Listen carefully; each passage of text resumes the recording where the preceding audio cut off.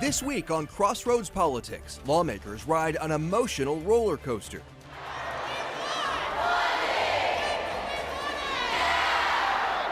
From large teacher protests to celebrating the passage of their big property tax reform bill. Really excited about where we land on Senate Bill 1. Then hearing how the economy, largely driven by federal policy, will blow a $2 billion hole in their budget. I don't think everything's on the table, but there have been conversations in this building for a while. The legislative session seems on course for a rough landing. Hey there, thanks so much for joining us for Crossroads Politics here on WTHR Plus. I'm Dustin Grove. 1 week, that's how long lawmakers have to finish up this year's legislative session, and it's how long they have to rewrite a budget, essentially, that took all session to bring together. Emily Longnecker is at the State House, where she has pretty much lived since January, where lawmakers could have some very long days ahead of them, Emily. Yeah, Dustin, and some tough choices to make. It all started with Wednesday's revenue forecast. And even if you're not an economic expert and didn't understand all the terms that the economist from S&P Global was using, you could tell that it wasn't good by the looks on lawmakers' faces. Some of them, frankly, looked sick to their stomachs. And here is why. Indiana is projected to bring in $2.4 billion less than expected when work on the budget started in January. Individual income taxes will be down, corporate income taxes will be down, and sales tax revenue, already down from the December forecast, is expected to keep falling short. Now, the formula for projecting that revenue didn't change. It's the economic numbers that were plugged into the formula. Those were the numbers that changed. Those numbers were down significantly from what was expected in December, and S&P Global now expects what is called a growth recession, and that's where the economy doesn't shrink, it grows slower than inflation. Inflation expected to go up. Unemployment is expected to be up to 5% by 2027. The economist who presented the numbers to lawmakers told them that President Trump's tariffs and immigration policy could increase the cost of raw materials and labor. The bottom line for lawmakers, $2.4 billion less in revenue for Indiana is expected over the next 2 years. To put it in perspective, the fact that Medicaid costs, Dustin, were growing more slowly than expected was actually the good news on Wednesday. But it has to be frustrating, Emily, because lawmakers thought they were basically done with the budget, although they knew this forecast was coming. Essentially, they had it pretty much worked out, right? Yeah, I mean, technically, the House just needed to concur with the Senate version to send it to the governor's desk. And now it's a different story. Indiana's annual budget of $22 billion. It's a lot. The two biggest areas of that budget are education and Medicaid. And that leaves lawmakers with some tough choices. Raise revenue to make up the shortfall, or go in and make some cuts to get to a balanced budget.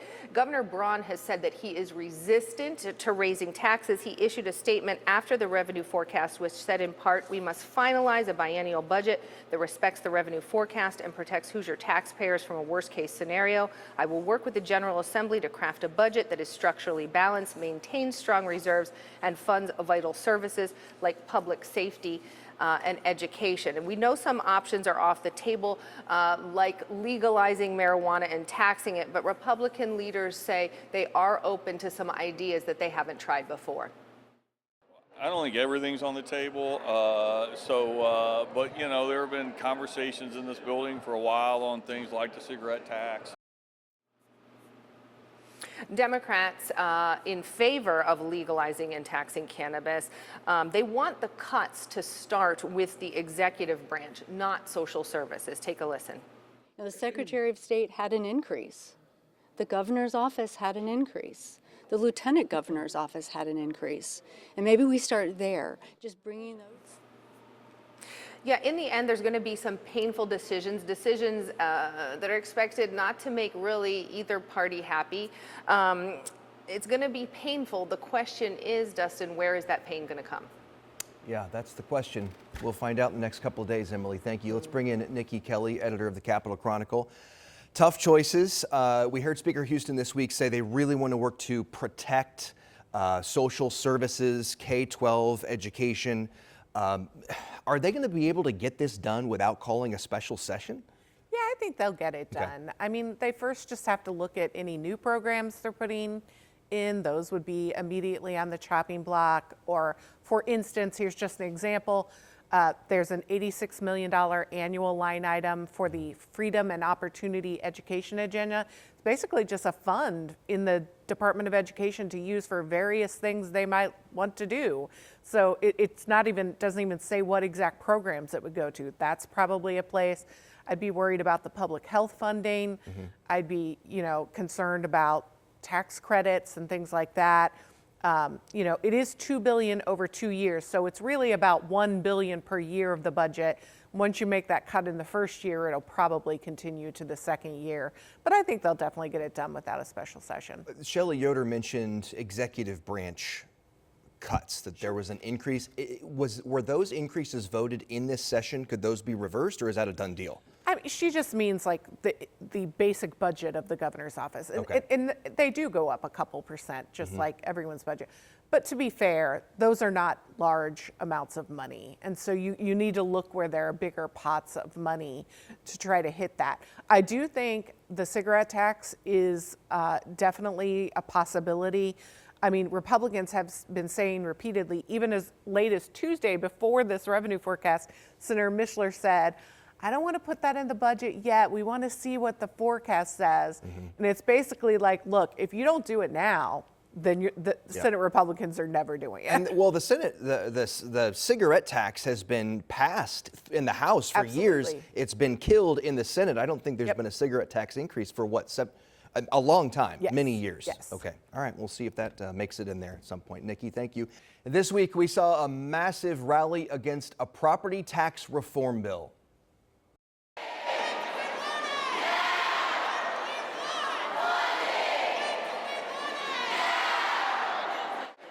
Loud voices there. Coming up, the last-ditch fight to stop a big change to property taxes and school funding. And after years of failure, will Indiana finally regulate Delta 8? The battle to rein in the Wild West of hemp products. That's still ahead here on Crossroads Politics.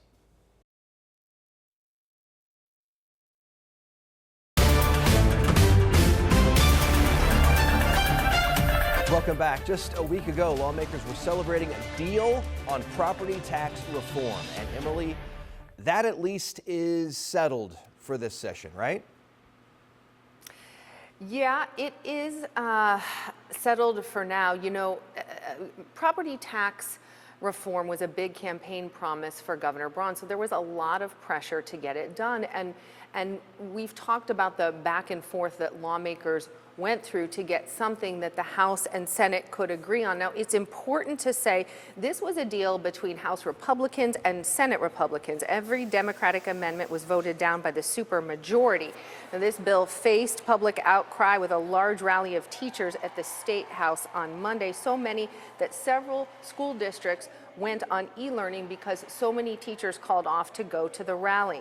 Lawmakers delayed the final vote on the bill for hours after the rally. Early Tuesday morning, a concurrence finally passed. Governor Braun signed it the same day. He issued a statement saying, quote, "Today I signed historic tax relief for Hoosiers into law. Nearly every Hoosier, homeowner, farmer, and business owner will benefit from tax cuts, reforms, and stronger taxpayer protections." Republicans are happy to get at least one goal finished. Democrats equally frustrated not to have had any say in the final form. Senate Minority Leader Shelley Yoder sent a statement which said in part, even some of their own said no because they know this won't hold up. This isn't reform. It is a rushed attempt to say something was done without doing the hard work to do it right. And another person critical of the bill was Lieutenant Governor Micah Beckwith. A week ago on social media, he called on Governor Braun to veto the bill. That didn't happen. Beckwith has been silent since the bill's passage, and he hasn't said anything since the governor signed this into law. Dustin?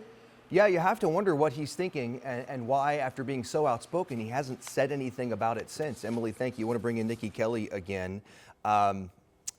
for someone who's watching this and they heard the governor say this is historic property tax reform, this is saving homeowners money, and then you have critics who are saying, no, it just means very little because of the potential income tax increase. How do you explain that to somebody at home who's confused? I mean, I think the explanation is that homeowners, especially homeowners, came to lawmakers and said, our property taxes are out of control. Help us with our property taxes. And to their credit, they did. They gave them a bill that does cut homeowner property taxes by $1.2 billion over the next 3 years, largely through a $300 credit. Now, that's not in a vacuum, though. Local income taxes already exist. Local units can already use them. The only change they really made to that, other than reducing the overall capacity, was to allow some larger cities to do it on their own, because right now they would have to go through the county. So it might indeed mean that some cities and units, because of the lost revenue, will turn to income taxes, but we don't know that yet. You know, they would still have to make those hard decisions in a couple of years. A lot of the income tax provisions don't even go in until 2028. Now, as we talked about a few minutes ago, with this revenue forecast, they got to figure out how to fill $2 billion, either by raising income or cutting. Will this property tax bill, could it be changed in some way? Could they go back to it? No, I don't think so. Okay. And the fact is that state incomes, property taxes are different from the state incomes. They don't have anything to do with those similar things. So they're slightly different. Now, I have heard there were some slight, allegedly technical changes that will need to be made, and they're going to have a trailer, what we call a trailer bill, to make fixes to Senate Bill 1 already, which is kind of ironic. But I don't think the revenue forecast in itself has any impact on the property tax. There was such a push from the public to address property tax reform. You've been in the State House covering this thing for a long time. What's your takeaway from how lawmakers addressed this session? I think a lot of the people pushing for property tax cuts, reform, whatever, the fact is they don't like the whole existence of property taxes and how it's based on unrealized gains. And for those people, nothing they did was going to satisfy them. But I believe that this is a large change that will help some people, senior citizens, things like that. With this credit, we'll definitely see their bills drop.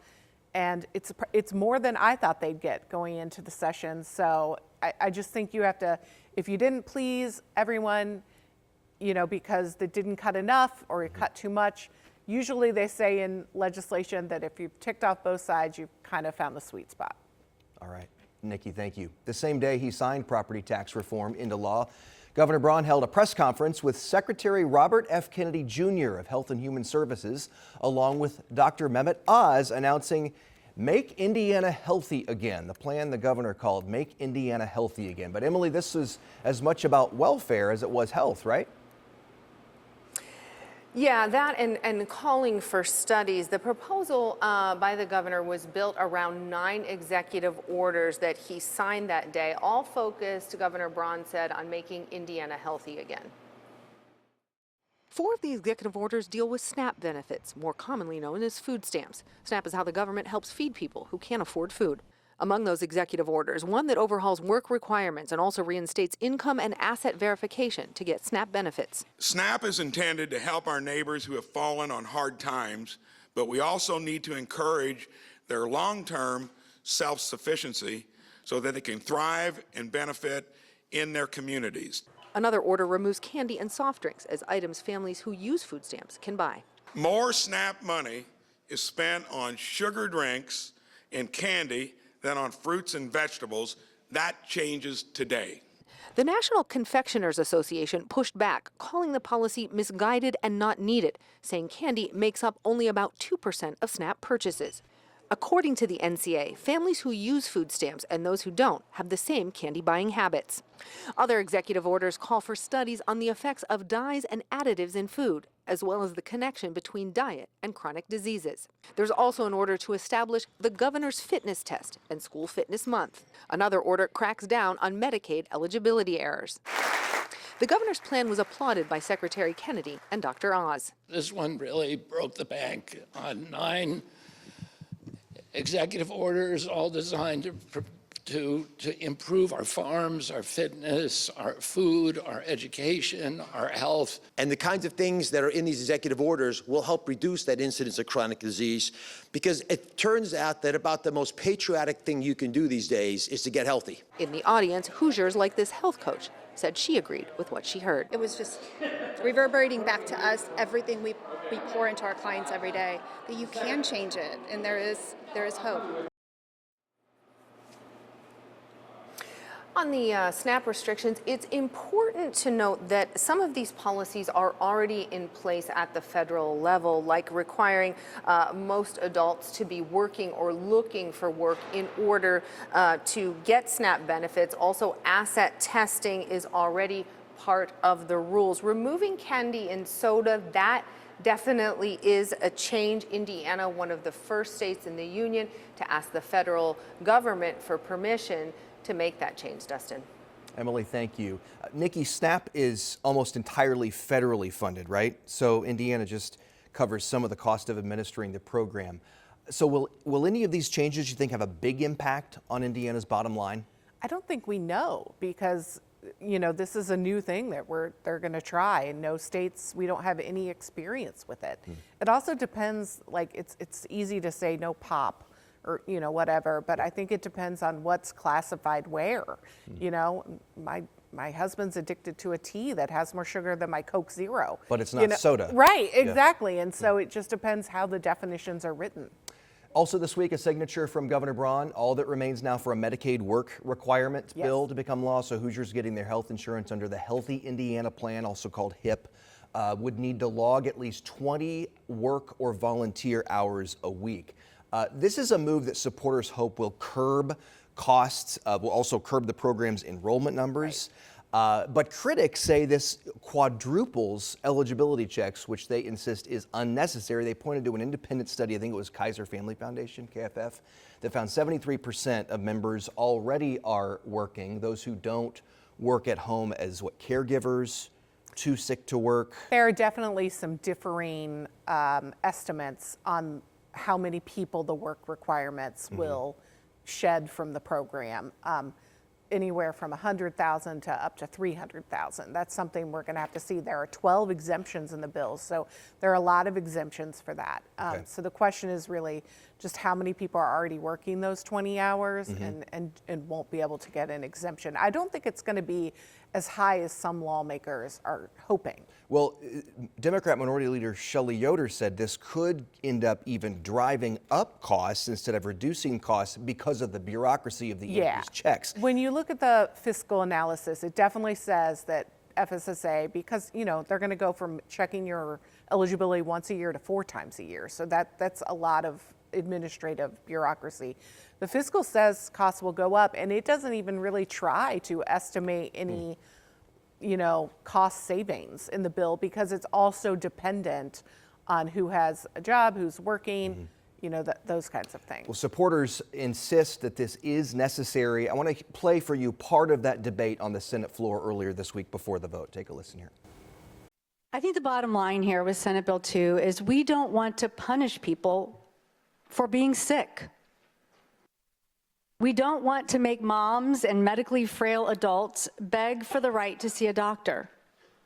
But this bill will do that very thing. We all have to remember just a few years ago when the pandemic happened and we expanded Medicaid. We let a whole lot of folks on it. And a lot of those folks, many of them weren't qualified and weren't eligible, but we did it anyway because it was the right thing to do because we had a health emergency. Those times are over.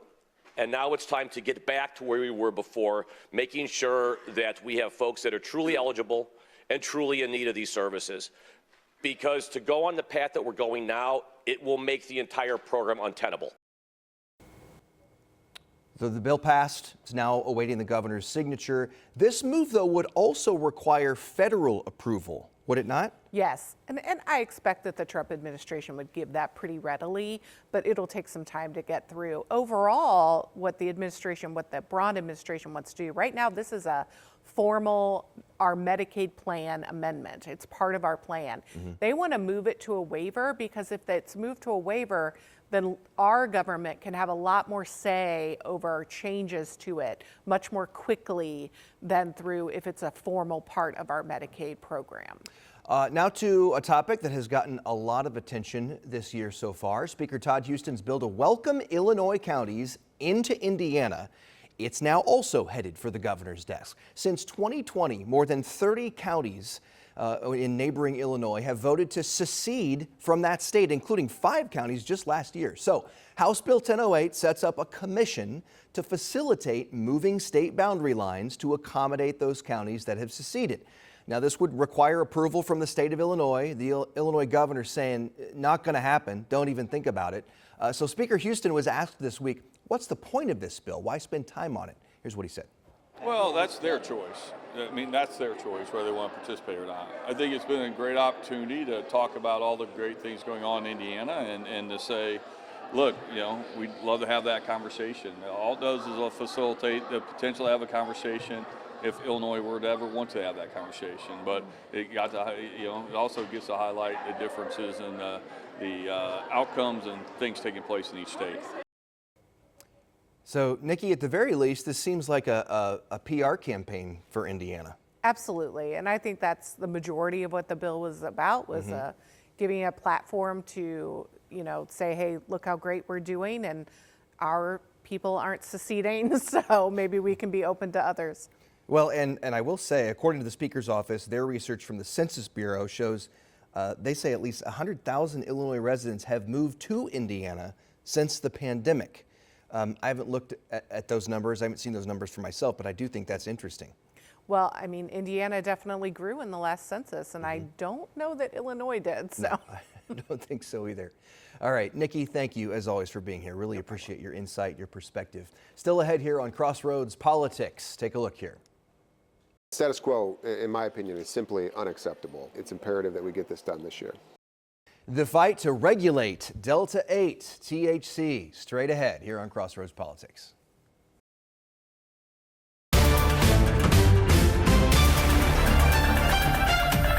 Welcome back to Crossroads Politics. State lawmakers are on the verge of passing another law to address problems we highlighted in several 13 News investigations. So I want to bring in Bob Siegel, our investigative reporter now, and we're talking about Delta 8, which is a cousin to marijuana, right? Yeah, this stuff is a little bit different than marijuana, but the bottom line is products like these can get you high. And right now, because there's a lack of regulation in Indiana, products like these can legally be sold to kids. Yeah, so there's no age limit, right? No, there isn't. It can be sold to anybody. So, and we've seen these, I mean, pretty much anywhere, right? Convenience stores, the first place I think of. Yeah, they're really growing in popularity. And right now, lawmakers have been talking about it, not just this year, but for years before this. Now, for the first time, though, a bill has passed both the House and the Senate, and it would address a number of concerns exposed by 13 Investigates. Chair, hands down on final passage Senate Bill 478. Tuesday afternoon, the Indiana House of Representatives passed a bill to regulate Delta 8. 59 ayes, 36 noes. The bill has passed. A move that follows our 13 News investigation exposing why legislation is needed. When 13 Investigates went undercover in gas stations and smoke shops to buy Delta 8. We quickly learned why the stuff is getting so popular. They'll get you high. Delta 8 is described as a cousin to marijuana. Both come from the cannabis plant, and from a molecular standpoint, they're nearly identical. This is Delta 8, that is Delta 9, the psychoactive ingredient in marijuana. The slight difference makes Delta 8 less psychoactive. Make you more sleepy. But it can still be incredibly powerful. They're all going to get you high. I'm not going to lie to you. Every single one of them is going to work. While Delta 8 can make you high, here in Indiana, it is not regulated. Cannabis products like vapes and gummies are considered to be hemp, which is legal, as long as they contain less than 1/3 of 1% Delta 9 THC. Over 0.3%, that's classified as marijuana, which is against Indiana law. 13 Investigates sent our Delta 8 to a certified lab to see if the products really do comply with state law and if the information on the package matches what's inside.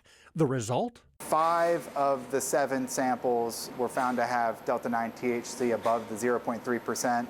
We're talking levels approximately 2 times, 5 times, even 6 or 8 times over Indiana's legal limit for Delta 9 THC, inside products labeled as Delta 8. We're selling intoxicants to kids, and anyone that thinks that's okay, I believe, is wrong.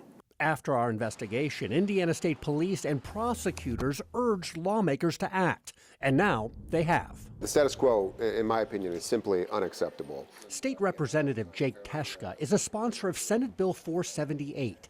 It would regulate THC products like Delta 8 to make sure they're not sold to kids. There's technically no law that says that you can't sell to minors, and so we want to make sure that that's clear in code. You can't sell to anybody under 21. And after 13 Investigates showed significant problems with how Delta 8 is tested, Senate Bill 478 requires additional testing to ensure the products are safe. We know that there are a lot of out-of-state and potentially even out-of-country products that have kind of flood into this market here, and we don't know what's in them. So it's all about consumer protection. In addition to age limits and more testing, the bill requires businesses to get a state permit in order to sell Delta 8, and businesses near schools would not be eligible. The bill also makes it a crime to sell Delta 8 without a permit, and marketing or advertising the products to minors, that's also illegal. Lawmakers say it gives clear guidance to police who've been struggling with the growing popularity of these products. Yeah, I'll go with that one. There have been a lot of police agencies and prosecutors and others who kind of we don't know where we stand on this product. And so that's why it's incumbent upon the legislature to provide clarity in this market. And if you think the Delta 8 industry is opposed to more regulations here in Indiana, well, it's actually just the opposite. This is a great first step. Justin Journay is CEO of 3 Cheap, which manufactures Delta 8 products here in Indianapolis. He says the state's Delta 8 legislation is something he's been advocating for years. You can no longer be a child and access these products. That's huge. I think the testing requirements are great. I'm just very excited to get something across the finish line. But crossing the finish line, that's been the hard part. For years, bills to regulate Delta 8 have easily passed in the House, only to hit a brick wall in the state Senate, where lawmakers wouldn't even allow legislation to get a vote. But this year appears to be different. The bill now has passed both chambers with bipartisan support, after 13 Investigates showed how Delta 8 is being sold throughout Indiana in mislabeled packaging. That was eye-opening to a lot of people, and I think that really helped push things forward. Your efforts and others have helped us to tell the story on why this is so important. We really have to rein in this market. We have to protect our kids, and we have to make sure that, that consumers are protected as well. It's imperative that we get this done this year. It is not a done deal yet. The Senate and House passed different versions of the bill, so it will head to conference committee early Monday morning to see if those differences can be worked out. The sticking point appears to be just how much Delta 8 will be allowed in a single product like a gummy. Currently, the limit is set at 100 milligrams in the bill. Some lawmakers want to see that reduced dramatically to limit just how potent all of these products can be, Dustin. All right, so it's passed both the House and the Senate. It finally broke through that wall in the Senate.